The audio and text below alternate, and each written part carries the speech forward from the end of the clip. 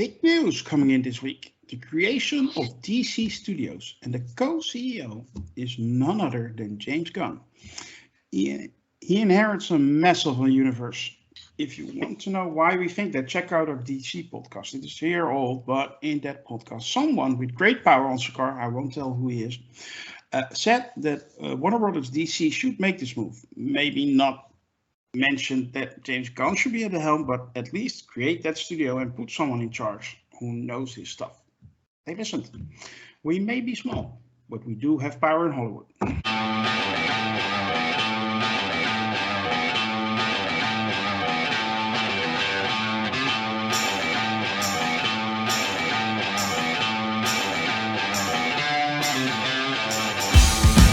Hello and welcome to the Review of Champions. Today we're going to talk about Black Adam. With me are Mr. Taylor first. How are you doing, man?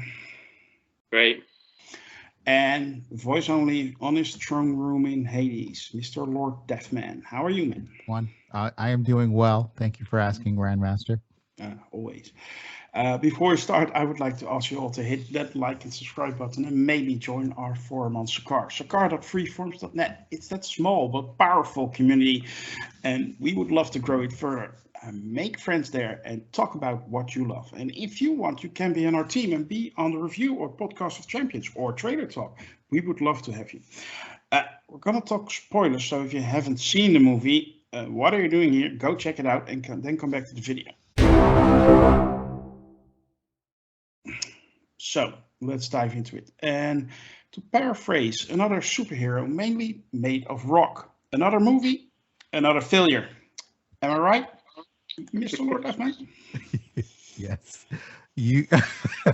I'm sorry. You are right. Yeah. Nice way to pun, Grandmaster. I do my best. Yeah. Black Adam. It finally came out. Right. This is the end of the review, everybody. We're going home. But after 15 years, was it? Is that what about the amount of time that The Rock said he was going to be playing this role? Yeah. Yeah, I remember him sitting in a cab on MTV News talking to the host of that show about how he was interested in playing the role and how things were getting, the ball was rolling and we were going to see it in about a year or two. And I think in 2008. But in any event, it finally came, and I want to say that I like this movie probably more than I had a right to, or than it is actually in terms of its quality. I felt it was a great night out at the movies. I thought the special effects were great. I really enjoyed the action sequences, the way they were designed. I'm a huge Justice Society of America, even over the Justice League. I'm a huge fan of the Justice Society of America. So it was awesome to see Dr. Fate, Hawkman, Cyclone, and Atom Smasher. Those are some of my favorite characters in all of DC comic books, honestly. I don't know why there's this over-reliance on Batman and Superman and Wonder Woman and all those mainstream characters, but Marvel made its name by saying we're going to take some of these C and D-list characters and put them up front. And that's really what I think was the secret to their success. It wasn't like, and obviously they were forced to do that because of rights issues and whatnot. Not having the Fantastic Four, the X-Men forced them to do it. But I've always been in favor of them making films about characters like Black Adam, like the JSA. We just don't have to see the same Batman story over and over again. But I had a great time, I have to be 100% honest. Sitting there in the theater watching this movie, I had a lot of fun watching The Rock do his little impersonation of Drax. The Batista should be getting some royalty points for that. And I thought it was a fun movie overall. It's not perfect, but I will get into that in the deep dive. Overall, I think I personally think that this was a success, especially when you compare it to other outings that DC has recently had. So yeah, what are your quick thoughts? I agree with Lord Deathman. It was just fun. was Ed Wood reincarnated to write this thing? I think possibly. Sorry, Taylor. I mean, does the story just do nothing? Does some of the characters just make you say, what? Why? Who is it? Why are they there? Who knew that when an army of the dead invaded the earth, you just had to hit them with a stick and they, they disappear? I wish I'd known that. But like I said, it was just fun. Like you said, you like the action. Well, that's pretty much the whole thing. It was action scene, talk Right for up. 30 seconds, next action scene, next fight scene, next fight scene. It's, people use the term "so bad it's good." This is like the Roadhouse of superhero movies. You just sit back and turn your brain off and just enjoy the thing. Again, I liked it. The Justice Society, I love that. This movie could have been like Justice Society 2. We didn't need an introduction to these characters. All right, we're in a universe that has superheroes. Just go with it. Okay, these are some of them. All right, here's the Justice Society, and it consists of Falcon, Doctor Strange, Ant-Man, and Storm. Make up the Justice Society. Oh wait, I'm sorry, different franchise. But Yeah.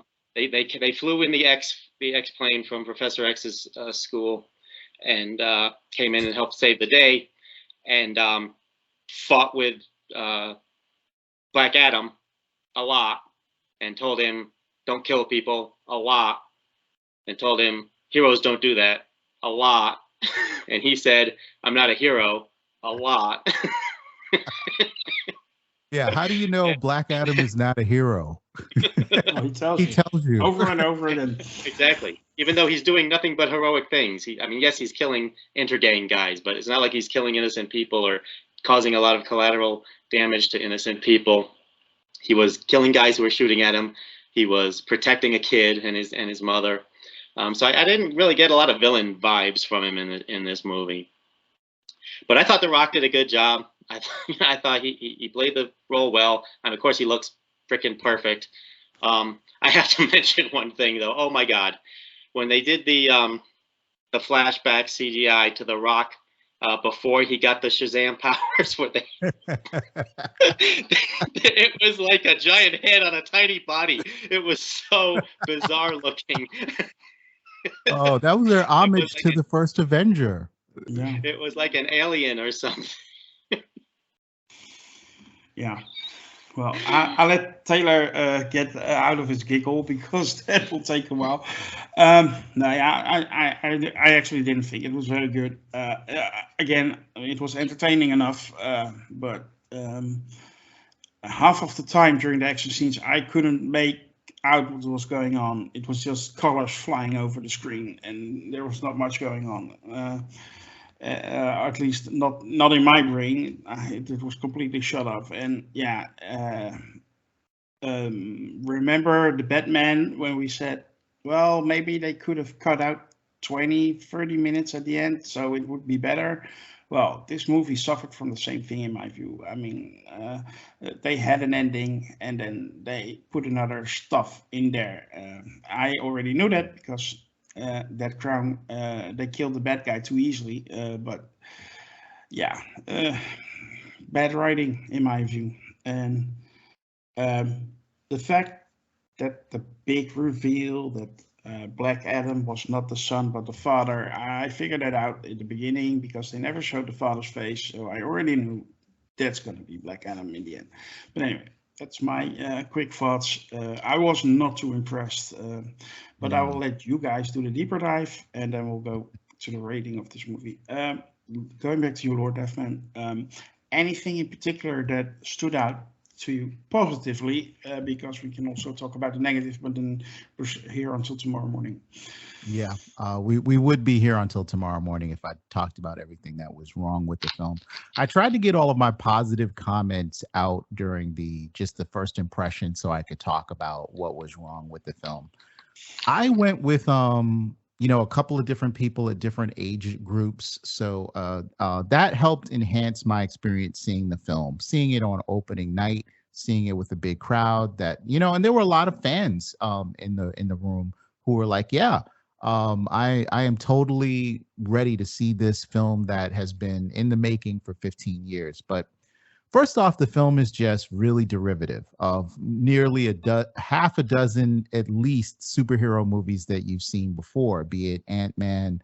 Adam Smasher is a great proxy for Taylor went through it. You have an analog for every single one of these characters in the Marvel universe or the MCU, and they do feel derivative, but that's only because DC wasn't quick enough to get these characters onto the screen. So it does feel like, wow, I've seen this kind of Eternium is vibranium. The Rock being his head CG'd on a smaller body feels like it came from the first Avenger. They did a little stealing from the X-Men with the jet that's underneath. Hawkman has this huge manor and a mansion. I'm like, how come that doesn't belong to Dr. Fate? Is Dr. Fate just like living in the guest house or something like that? But in any event, they do a lot of stealing from already established films, but I think they make it work. They take the best parts of those films at least and try to cobble them together into what turned out to be a really coherent story. Even if it was a little derivative, maybe even a little corny at times. My biggest problem with the movie, if I had any problems with it, really came in the last act when they sort of, bought in nameless CGI villain. And I'm like, I'm supposed to believe that guy who was chasing the crown is now transformed into this giant satanic dude. Like, they don't look at all alike. No effort was made to relate the characters in voice or movement or physical look. They're like, yep, that actor's just gone. Now we have another random bad guy. I think they just reworked Steppenwolf from the first Justice League movie again.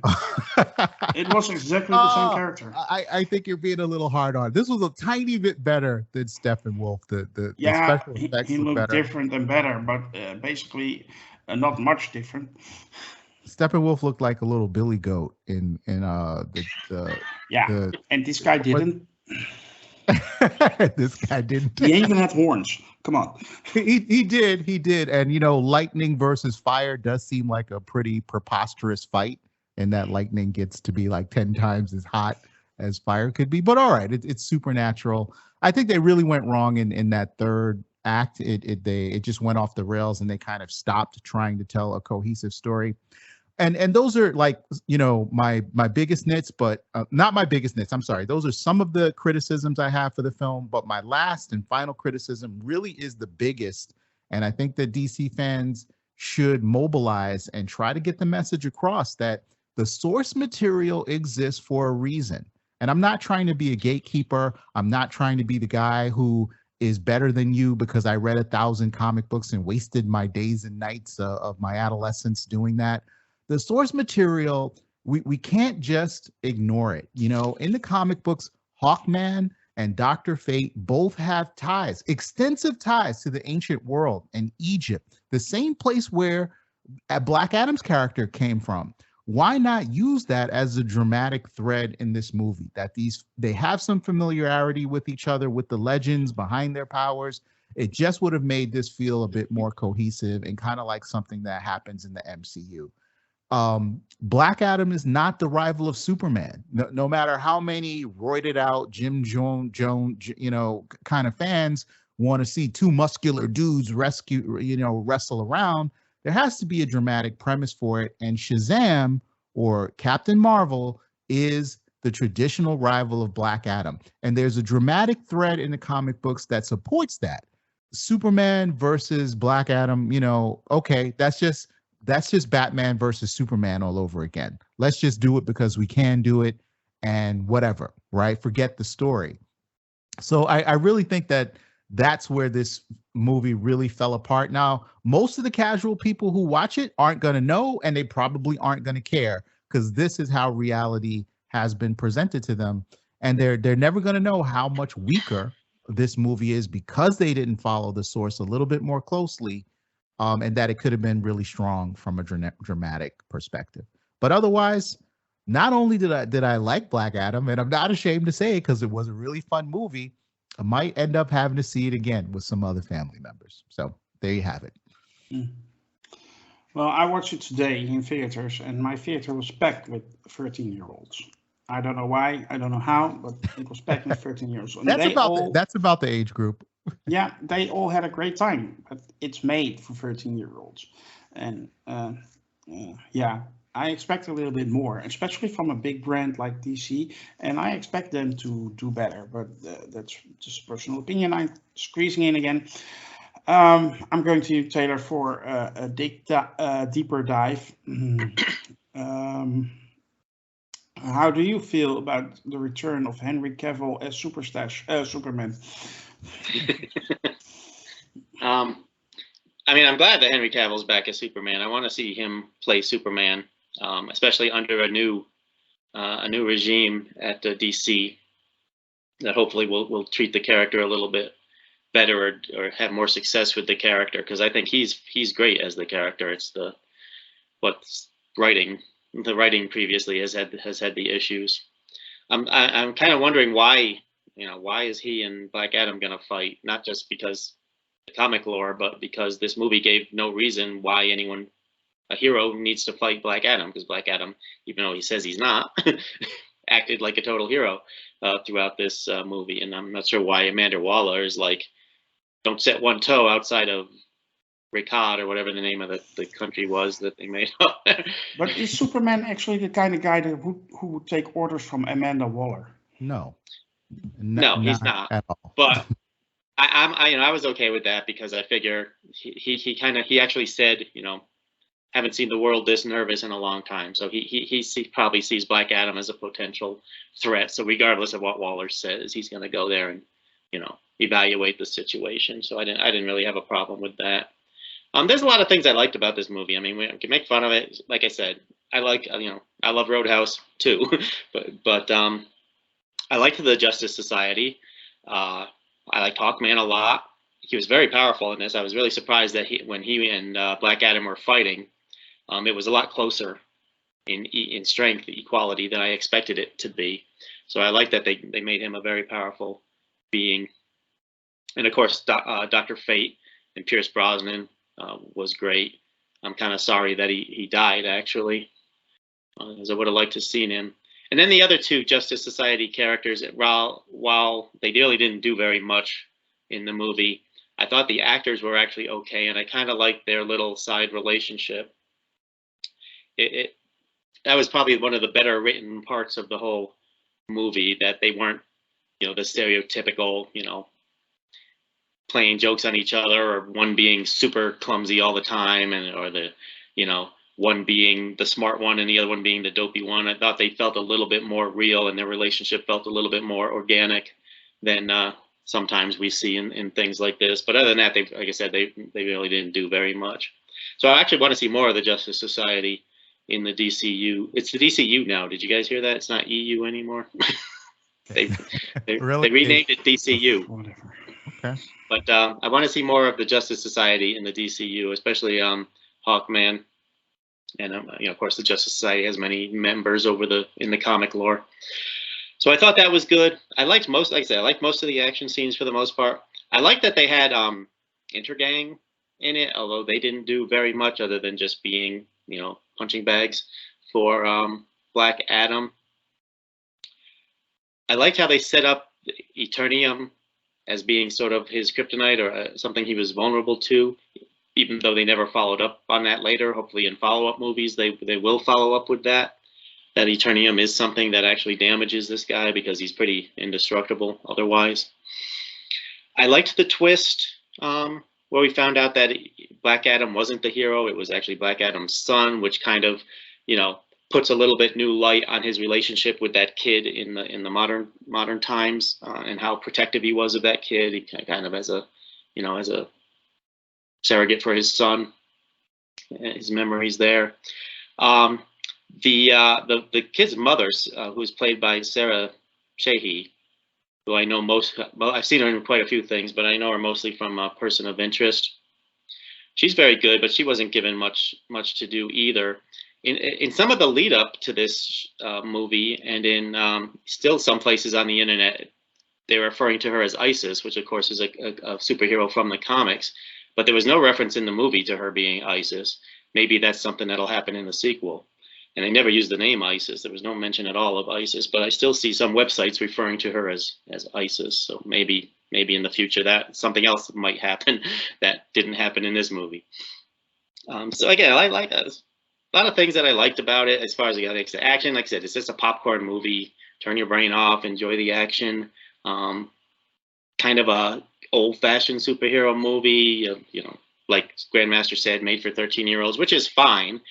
But movies that are made for 13-year-olds can still be well written, and this one definitely has some holes in the writing department. But again, I like the twist. I kind of thought it was kind of cool when they put him in the prison, when Amanda Waller's prison, and we saw the agent from Peacemaker. But yeah, it was just kind of clunky the way Sabak appeared, and then Dr. Fate broke him out of prison mentally while fighting Sabak and sacrificing himself. All that was just a little bit clunky, and then he came back and they had the big fight with Sabak and killed him. I don't know. I think if they were going to use Sabak, they should have introduced him earlier rather than, going through all that stuff at the end. Like I said, weak writing, but great cast, good characters, good action for the most part, and just a fun time. So I think of it kind of like I think of the first Suicide Squad movie, which was also horribly written, but it's just so darn entertaining. And I thought this movie was entertaining. To me, it's a bit like Age of Ultron. I have my issues with Age of Ultron, but damn it if I don't love it movie, because I'm always going back to it to watch it if I want to have a good time. We're definitely going to follow up. Yeah, I just wanted to note what Taylor was saying about Isis being missing from the movie, another favorite DC character of mine. That being said, it is unfortunate, but her superhero name is shared with a fundamentalist Islamic group at this point. So I don't know if DC is going to go down the route of making her into a superhero, but that's something that I'd want to see in the sequel because they're pretty cool characters. They might be able to make some adjustments to her name or just not use it very much, Yeah. There's ways. They always call Iron Man Tony in the movies. They hardly ever actually call him Iron Man. Yeah, exactly. Nobody spends a whole movie calling Tony Stark Iron Man. So there are ways around it, and I think it would have been nice for them to hint that she becomes that superhero in this first movie. Again, another missed opportunity from the source. But I'm not going to complain too much about that. But the last bit of praise I'm going to give this film really goes out to Dwayne Johnson. He's not the greatest actor on the planet. He knows his speed when it comes to acting and dramatic performance, but he is the perfect individual to play this character of Black Adam. And I thought he did a pretty good job given, the quality of the script and probably all the mandates from executives. Got to have a skating young kid so that's the perspective of the audience in it. But for the level of sophistication, I think that Dwayne Johnson really, really had a commitment to this film, and you can see it in his performance. I think he did a great job. Yeah, I just think he should smile more while he's acting. Come on. Oh, sorry. Well, heroes smile. He's not a hero. One thing I want to mention though, real quick, the Iron Man scene from the trailer where he's flying alongside the jet fighters, not in this movie at all. Didn't happen. But you know what? You're right. It was in the trailer. Yeah, wow. Probably because people mentioned it looked a lot like Iron Man 1. They immediately cut it out because they can't be copying another universe, right? Hero movies. They never do that. Instead, they put in half the MCU in with different names. But anyway, let's go to our rating section of this review.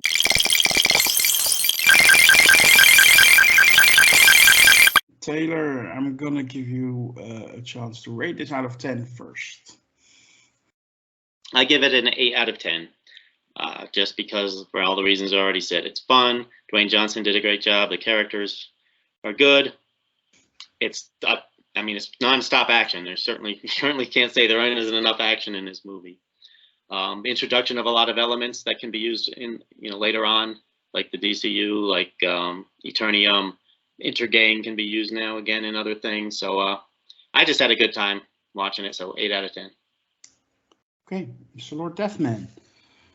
I'm going to go slightly lower than Taylor, but not much. I'm going to give this film a 7.5. I enjoyed Black Adam a lot, especially while I was watching it in the theaters. I think it is one of the best DCU films I've seen in a long time. It's not perfect. It has a lot of problems with the script. It has a lot of problems as far as being derivative of a lot of other superhero movies, but I think the character was beautifully realized. And that goes a long way with a comic book movie for me, when you can really do a panel to screen translation where you capture the physicality of the character, you capture the tone, you actually capture, that the character's attitude and mannerisms. I think Dwayne Johnson, minus the sort of black-haired Willow's Peak and pointed ears, he really did a good job of bringing Black Adam. And that's important, because if Black Adam moves on to a sequel or to other movies, better writers, people who are, a little bit more invested in the source material, can make use of that to tell more and better stories about Black Adam. So I give it a 7.5, and I think it was a fun night at the movies. Before I give my rating, I will quickly go back to Taylor. Yeah, I'm sorry to interrupt. I just keep thinking of stuff. In addition to him using the word Shazam, of course, there was other connections to Shazam. We saw the Wizard in flashback scenes, and the names of the 7 gods. There was different gods than Shazam has in his movie, which makes sense. But that connection is still there, even though they're setting up him to fight Superman instead of Shazam. And lastly, I look at this as I just thought of this while Lord Deathman was talking. It's like we have the 2 extremes in the DCEU now. We have this dopey, popcorn, fun, punch 'em up thing, and on the other extreme, we have the gloomy, edgy, emo, philosophical nonsense of like Batman versus Superman movies. And I'm like, please find the middle between those 2. Right. Yeah, then they need to hire better writers. Yeah, I'm not going soft on this movie. I'm sorry. I thought it was a visual mess. It was poorly written. The acting was not that great. Yeah, production value fine, but no, I was not too impressed. It was entertaining, sure, for one time only. I think I will never watch this movie again. I'm going to give it a 3 out of 10. I'm sorry. Wow. It was a waste of my time. I thought you were going to go hard on Skater Kid. I really thought for some reason. No. Actually, he was one of the better things in this movie. That says a lot. Indeed. All right. Yeah. That will conclude our review for Black Adam.